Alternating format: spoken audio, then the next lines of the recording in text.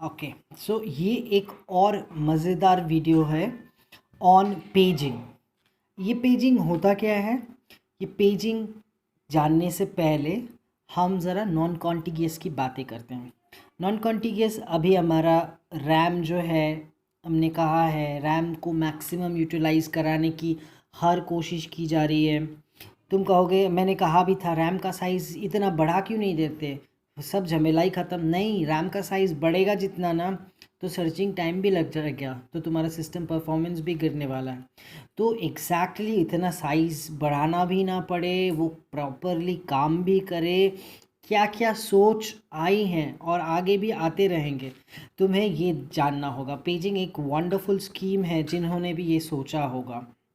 Okay, so now what happened, I told you about external fragmentation. याद है, programmes आते हैं, ख़त्म होने के बाद निकल जाते हैं, तो हमारे स्कैटर्ड होके, सपोज़ ये ऑक्यूपाइड है, फिर ये जगह ऑक्यूपाइड है, कोई प्रोग्राम चल रहा है यहाँ ऑक्यूपाइड है, तो यहाँ पे 300 MB, यहाँ पे 500 MB, यहाँ पे 400 MB बचा हुआ है। तो अब हमारा जो प्रोग्राम्स हैं, सपोज़ PI, कोई एक प्रोग्राम है PI, जिसको एक प्रोग्राम है जिसको 600 मेमोरी स्पेस चाहिए। ओके, सो इतना स्पेस चाहिए होगा, तो फिर वो तो कंटिगियस अगर फॉलो करता हो, तो कंटिगियस अगर फॉलो करता है तो मेरे पास स्पेस होते हुए भी मैं नहीं दे पा रहा हूँ। देखो मेरे पास बहुत ज़्यादा स्पेस है सॉरी मेरे पास बहुत ज़्यादा स्पेस है। मैं चाहूँ तो इस प्रोसेस को साथ में एक और दो प्रोसेस को भी इसमें ला सकता था, लेकिन कॉन्टिगियस नहीं होने के कारण मैं यहाँ नहीं दे पा रहा हूँ। तो इसे एक्सटर्नल फ्रैगमेंटेशन कहते हैं। ये बहुत बड़ा प्रॉब्लम है, क्योंकि मेमोरी रहते हुए रैम को यूटिलाइज़ नहीं कर पाना एक हमारे लिए बहुत बड़ा हर्डल बन चुका था। तो फिर नॉन कॉन्टिगियस कॉन्सेप्ट लाया गया। तुम्हें याद होगा लिंक लिस्ट कैसे, एरे को, चलो मैं लिंक लिस्ट अभी डिस्कस नहीं करता।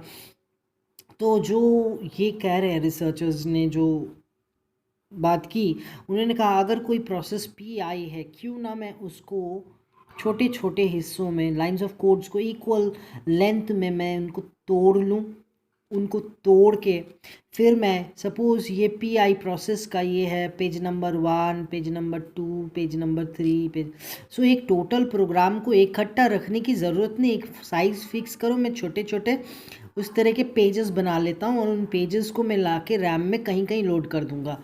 कहीं पे P1 रहेगा, देखो उस प्रोग्राम का एक पोर्शन P1 यहाँ पे, P2 यहाँ पे है, P3 बगल में है, P4 यहाँ पे, कोई किसी का एक के बाद एक नहीं है। तो क्या ये प्रॉब्लम जनरेट नहीं करेगा? ऑफ कोर्स करेगा। तो चलो अभी पेजिंग के बारे में जानते हैं, ये क्या है पेजिंग और कैसे इस प्रॉब्लम को सॉल्व किया जा सकता है।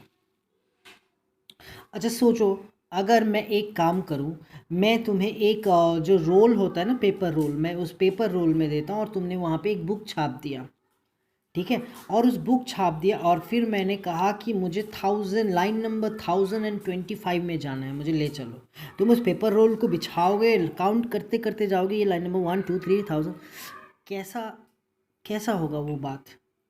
और अगर तुमने उस पेपर रोल को इक्वल साइज में पेजेस में काट लिए होते और फिर उन पेजेस को इकट्ठा करके बाइंडिंग करके एक बुक बना लिया होता, तो क्या होता? अगर मैं कहता, अब मैं ऐसा नहीं कहूँगा कि मुझे लाइन नंबर 1000 एंड इतना में जाना है, अब मैं कहूँगा कि मुझे पेज नंबर 200 लाइन नंबर 4 में जाना है। क्या ये आसान हुआ बात? Of course.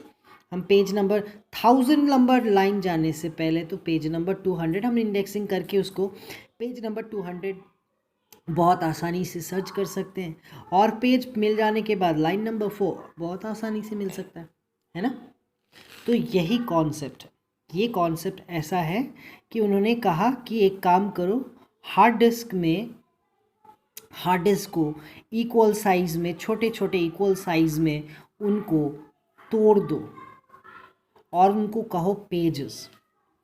और वैसे ही रैम को भी जो साइज़ यहाँ, अगर ये 256 KB है, या मैं बोलूँ चलो 1 KB है, तो बोल रहा है कि रैम को भी उसी टुकड़े में बांट दो, उसी टुकड़े टुकड़े कर दो। और सोचो हमारे हार्ड डिस्क को हमने छोटे छोटे टुकड़ों में बांट दिया, जिन्हें हम पेजेस कहते हैं, और हमने रैम को भी उसी तरह के सेम टुकड़े में बांट दिया और जिसे हम लोग फ्रेम्स कहते हैं, राइट। तो हमारा जो प्रोग्राम है, सपोज़ ये प्रोग्राम 10 लाइन करके रख सकता है, हमारा प्रोग्राम 50 लाइंस का है, तो 50 लाइंस का है तो ये हमारा प्रोग्राम P है, PI, और प्रोग्राम के पेजेस हैं P1, P2, P3, P4, P5, ठीक है। हमारे पास टोटल 50 लाइंस ऑफ कोड्स हैं, जिनमें हमने उसे क्या किया, टुकड़ों में बांट दिया 10-10 लाइन करके, जो एक पेज में अट जाएगा। ओके, ये हो गया पेजेस। अब इसमें 10-10 लाइन है ना, यहाँ पे line number 1, line number 2, line number 3, line up to line number 10। यहाँ पे भी line number 1, line number 2, line number 3, line number up to line number 10। इस तरह हर चीज़ में है। तो समझ में आया, टोटल प्रोग्राम को हमने छोटे छोटे टुकड़ों में बांट दिया, लेकिन इनको अलग तो नहीं कर रहे। तो जब हम इनको लोड करते हैं, तो कहीं पे भी अप्रोप्रिएट जगह मिल जाए। देखो ये सपोज़ ये ऑक्यूपाइड है, ये ऑक्यूपाइड है, ये ऑक्यूपाइड है, और सपोज़ ये ऑक्यूपाइड है, ठीक है। तो वो क्या करता है, वो अपने पेजेस को लोड कर लेता है। मुझे सीपीयू ने कहा कि ही इज़ इंटरेस्टेड कि ही और शी इज़ इंटरेस्टेड कि ये प्रोग्राम को रन करना है, तो इस प्रोग्राम को रन करना है, so that means he is willing to, so I have to load it in RAM, because उसे अभी अभी रन करना है, तो वो चाहिए। तो P1 प्रो जो पेज है वो यहाँ लोड हो गया, P2 इधर लोड हो गया, P3 इधर लोड हो गया, P4 इधर लोड हो गया, P5। देखो मैंने सारे के सारे रैम को इस्तेमाल किया, एक्सटर्नल फ्रैगमेंटेशन नहीं होगा, ठीक है। एक्सटर्नल फ्रैगमेंटेशन नहीं होगा क्योंकि जब तक हमारे पास स्पेसेस हैं, हम लोग को कॉन्टिग्यूटी मेंटेन करने की ओके। तो मैं जो कह रहा था कि मैंने अपने प्रोग्राम को लाके लोड कर दिया है, पर कंटिन्यूटी नहीं मेंटेन किया मैंने, कहीं पे भी किधर भी रख दिया। अब याद रखना, पेज नंबर 1 का 3rd लाइन लेकिन कहीं से भी वहीं पे है। पेज नंबर 1 का 1 यहाँ पे है, 2 है, 3 है, 4 है, 5, मतलब इनके पेजेस के जो 10 के 10 लाइन्स थे वो वैसे इंटैक्ट है, लेकिन मैंने प्रोग्राम को तोड़ा है इस तरह से, और वो लोग कंटिन्यूस नहीं है। अब पेज नंबर 1 इधर है तो पेज नंबर 2, तो यहाँ एक्सटर्नल फ्रैगमेंटेशन नहीं होगा। जब तक स्पेसेस है तुम्हें मिलते जाएंगे, क्योंकि कंटिन्यूटी मेंटेन करना नहीं है, लेकिन प्रोग्राम तो कंटिन्यूसली रन होता है ना। तो मैं यहाँ पे कंटिन्यूटी कैसे मेंटेन करूँगा, मैं कैसे कंफर्म करूँगा कि पेज 1 फिर पेज 2। तो एक काम करते हैं ना, लिंक लिस्ट में, याद है लिंक लिस्ट ऐसा होता है कि सपोज़ ये मेमोरी एड्रेस 7 है, ये 9 है, ये 2 है, तो फिर भी ये लोग कंटिन्यूस लीनियर फैशन में चल सकते हैं। ABC अगर डेटा है, इन्फो पार्ट है, तो इनके जो लिंक्स हैं 9 है, ये सपोज़ 2 है, ये नल है क्योंकि इसके पीछे कोई नहीं है। फिर भी हमें क्या याद रखना पड़ता है, हमें base address that is start, इसको याद रखना पड़ता है। तो अगर मुझे वहाँ तक पहुँचा दो तो मैं लिंक पकड़ के आगे बढ़ता रहूँगा, खाली बेस एड्रेस मुझे जानना है ना। तो क्यों ना हम वही काम करें कि P1 प्रोग्राम के लास्ट में जब ख़त्म होने लगेगा तो उसका जो लिंक है वो क्या करेगा, P2 को पकड़ेगा, P2 के लास्ट में जो लिंक है वो P3 को, P4, इस तरह से, है ना। Good idea. लेकिन ये गुड आइडिया नहीं है, ये गुड आइडिया नहीं है क्योंकि what is the problem of link list. Link list का प्रॉब्लम ये है कि वो बहुत रैंडम एक्सेस तो नहीं करने देता, प्लस कंटिन्यूटी नहीं है, ठीक है ये बचा लेता है मेरा, लेकिन ये जो है ये बहुत स्लो प्रोसेस होता है। क्योंकि अगर मैं कहूँ कि go to node number 7 in your link list, can you go directly, no. How do you go from start and then उसके पीछे, देन उसके पीछे, देन उसके, इस तरह से। तो अगर मुझे 2013 नंबर नोट पे जाना है तो I have to start from the base, एक के बाद एक के बाद एक सब करके फिर जाना। तो सोचो, तो CPU ने इच्छा जाहिर की मुझे पेज नंबर 3 के लाइन नंबर 4 को रन करना है अभी, तो शुरू करना पड़ेगा पेज 1 वाया होके जाके पेज 2, पेज 3, फिर वहाँ। अच्छा बात नहीं है ना, स्लो हो जाएगा। तो उन्होंने ये बात को ध्यान में रखा और फिर तो सोचा कि क्यों ना एक नया डेटा स्ट्रक्चर लाया जाए जिसे हम कहेंगे पेज मैपिंग टेबल, PMT। तो वो पेज मैपिंग टेबल क्या करता है और उससे क्या होता है, चलो हम लोग ये देखते हैं with an example. Okay, so we are ready. ये हमारा लॉजिकल एड्रेस है और ये हमारा फिज़िकल एड्रेस रैम है। ये हमारा PMT पेज मैप टेबल है। तो वो कह रहे हैं कि लिंक लिस्ट से तो नहीं हो पा रहा है, कुछ और सोचो। तो उन्होंने एक डेटा स्ट्रक्चर सोचा जो इंडेक्स्ड होगा और उस इंडेक्सिंग से इंडेक्स्ड होगा। और वो पेज मैप टेबल क्या होगा, देखो एक बात, CPU जो जनरेट करेगा वो एक एड्रेस जनरेट करेगा जिसे हम कहेंगे लॉजिकल एड्रेस। मैंने कहा था लॉजिकल, वो समझता है कि हार्ड डिस्क में जहाँ पे है मेरा प्रोग्राम, मैं उसका एड्रेस जनरेट करूँगा। वो दो पार्ट का बना होगा कि मुझे पेज नंबर इतना और पेज नंबर इतना लाइन नंबर 4 में जाना है, ठीक है। तो वो लॉजिकल एड्रेस जब जनरेट करता है वो कहता है कि हार्ड डिस्क का पेज नंबर इतना में जाना है और लाइन नंबर यहाँ पे जाओ। देखो पेजेस तो टुकड़े में बढ़ गए, हमारा जो प्रोग्राम है उनको मैंने छोटे छोटे टुकड़ों पेजेस में बांट लिए, लेकिन वो लाइन नंबर 1 ये नहीं खराब हुआ अभी तक, ठीक है ना। तो अगर मैं इन पेजेस को लोड कर लूँगा फ्रेम्स में, याद रखना ये रैम के जो इक्वल पार्टीशन, जितने पार्टीशन हार्ड डिस्क के हो रहे हैं उतने ही पार्टीशन हमारे रैम के भी हो रहे हैं। इनको पेजेस कह रहे हैं, इनको फ्रेम्स कह रहे हैं। तो पेजेस जाके फ्रेम्स में लोड हो रहे हैं। तो हमारा जो फिज़िकल एड्रेस है वो मुझे बताना चाहिए कहाँ पे गया, वो फ्रेम नंबर कहाँ पे है और उसका जो क्या बोलते हैं वो लाइन नंबर जो भी तुम कह रहे हो। तो वो कह रहे हैं कि अगर कोई लॉजिकल एड्रेस देता है कि पेज नंबर इतना, लाइन नंबर, तो बोल रहे हैं लाइन नंबर तो बदलेगा नहीं, पेज नंबर 2 फ्रेम नंबर 7 में आके बैठा है, ठीक है, या page number something frame number इतना में, लेकिन लाइन नंबर तो अभी भी सेम रहेगा। तो बोल रहे ऑफसेट को ऑफसेट की तरह रहने दो, लाइन नंबर कितना ढूंढ रहा है उसे रहने दो, ठीक है। लेकिन पेज नंबर जो 2 है वो रैम में कहाँ पे लोड हुआ है, उस फ्रेम नंबर का बेस एड्रेस मुझे दो, ठीक। तो एग्जांपल लेते हैं।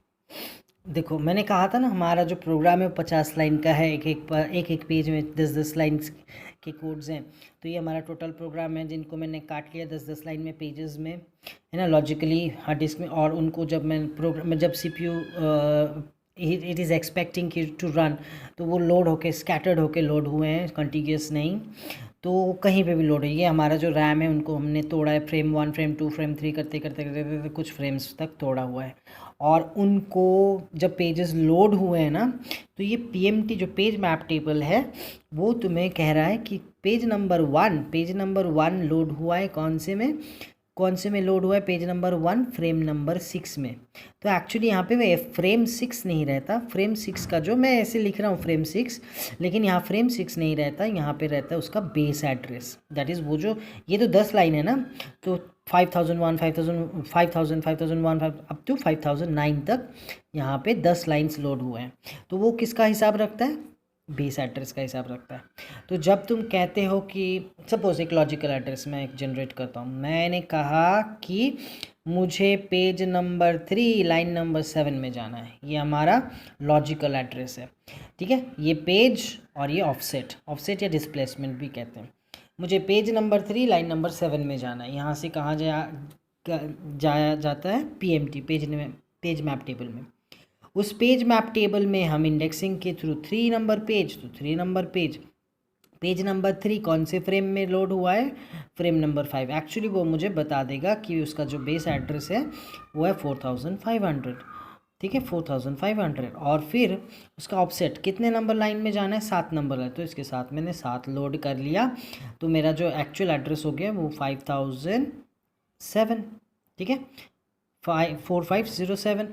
तो बेस एड्रेस तक पहुंच के अगर मैंने ऑफसेट को ऐड कर लिया तो मुझे वो 7 नंबर याद है ना। ये तो टोटल ये पेज नंबर 3 को तो मैंने 10 लाइंस वैसे के वैसे लाए हैं ना।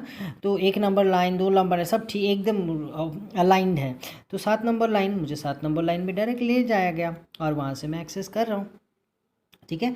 तो तुम कहोगे कि अगर सारे फ्रेम्स भर गए रैम में, सारे के सारे फ्रेम्स भर गए तो क्या होगा। तो इसी का जो कॉन्सेप्ट है वर्चुअल मेमोरी का, जो क्या करता है उस बारे में तो हम लोग जानेंगे ही। लेकिन मैंने जो जिस बारे में आज डिस्कस किया वो है इसके बारे में कि सीपीयू जब जनरेट करता है कोई एड्रेस तो वो सोचता है कि वो हार्ड डिस्क या कोई सेकेंडरी मेमोरी में वो जहाँ पे प्रोग्राम हमारे स्टोर्ड होते हैं, जनरली हम लोग स्टोर्ड प्रोग्राम्स रन करते हैं, तो वो सीपीयू जो जनरेट करता है वो एक लॉजिकल एड्रेस होता है। और पेजिंग वाली स्कीम में मैंने कहा भी है कि कैसे एक प्रोग्राम को छोटे छोटे टुकड़ों में तोड़ा जाता है, तोड़ने के बाद उनको स्कैटर्ड वे में रैम में जहाँ जहाँ जगह मिल जाए रख दिया जाता है। और फिर उनके जो पेजेस, हर पेज कहाँ कहाँ लोड हुआ है, फ्रेम का बेस एड्रेस हमारा एक दूसरा टेबल मेंटेन करता है जिसे हम कहते हैं पेज मैप टेबल। ये कोई हार्डवेयर नहीं, ये एक डेटा स्ट्रक्चर है जो रैम में लोड, हर प्रोसेस का अपना अपना पीएमटी या पेज मैप टेबल होता है, याद रखना है ये बात। ठीक है। सो पेज नंबर मैं देता हूँ और फिर उन पेज नंबर के बाद हम पेज नंबर के बाद कितनी नंबर लाइन में जाना है वो कहना पड़ता है। फिर पेज मैप टेबल हमें फ्रेम नंबर का बेस एड्रेस बता देता है, उसके साथ हम ऑफसेट को जोड़ लेते हैं और हमें अपना फिजिकल एड्रेस मिल जाता है। फ़ायदा है, क्या फ़ायदा है इस सिस्टम का। इस सिस्टम का सबसे ज़्यादा फ़ायदा ये है कि एक्सटर्नल फ्रैगमेंटेशन नहीं होगा। एक सीरियस प्रॉब्लम है एक्सटर्नल फ्रैगमेंटेशन। ठीक है। अच्छा, अगर सोचो कि ये जो साइज़ेस हैं पेजेस के, ये साइज़ जो है पेज का जो कि है सपोज़ 10 बाइट्स कुछ भी। तो अगर मेरा जो सपोज़ यहाँ 10 बाइट्स करके और मेरा जो प्रोग्राम है उसका साइज़ 18 बाइट्स, तो मुझे कितने पेजेस लगेंगे उस प्रोग्राम के लिए। 2 पेजेस लगेंगे। एक में तो 10 लाइंस पूरे के पूरे अट जाएंगे, लेकिन दूसरे में 8 लाइंस हटेंगे। और इन पेजेस ये फिक्स्ड पार्टीशनिंग देखो, फिक्स्ड है ना, तुम फिक्स्ड कर रहे हो, साइज़ को फिक्स्ड कर रहे हो, तो दैट मीन्स जब फिक्स कर रहे हो तो उनको तो तोड़ नहीं सकते। तो यहाँ पे 2 बाइट्स ऑफ स्पेस ख़राब हो रहा है। लेकिन ये इतना कम वेस्टेज होता है, ये इतना कम वेस्टेज होता है कि ये ज़्यादा बड़ा कंसर्न नहीं है रादर देन एक्सटर्नल हमारा जो फ्रैगमेंटेशन होता है। तो रैम में इतने सारे स्पेसेस होने के बावजूद जब हमें नहीं दिया जाता है और हमें वेट करवाया जाता है तो हमारे लिए सीरियस थ्रेट बन चुका था। तो हमने सोचा कि चल इतना सारा मेहनत भी कर लेते हैं, लेकिन सारे के सारे रैम को हमें चाहिए वर्किंग के लिए।